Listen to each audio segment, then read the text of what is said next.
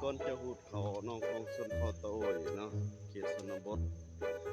ก่อนจะหูดเขาต้องได้มีตั้งกระพาเนาะตั้งกระพาและก็สิ่งที่ขาดบ่ได้ก็คือน้ำเนาะต้องมีเนาะทุกคนเนาะที่ก่อนจะเริ่มหูดเขาเนาะก็จะต้องตั้งกระพาตัวนี้ก่อนอันนี้คือพิธีก่อนจะหูดเขาเนาะต่อไปก็สิเริ่มพูดเลยเนาะหลังจากที่ได้ตั้งตัวนี้แล้วก็เกียมไฟเจาะเนาะไฟเจาะแล้วก็เริ่มพูดเนาะหลังจากที่ตั้งพิธีเสร็จแล้วเนาะอันนี้คือไฟกระเจาะแล้วก็เริ่มเนาะเริ่ม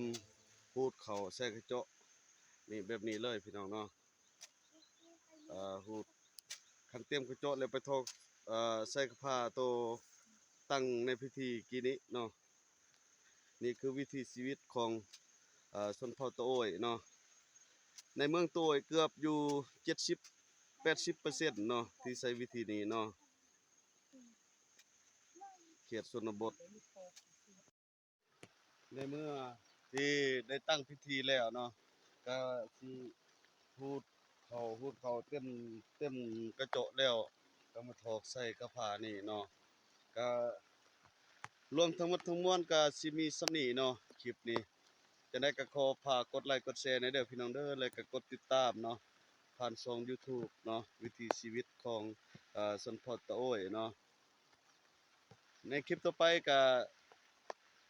ฝากติดตามในเด้อพี่น้องเด้อเนาะขอขอบใจ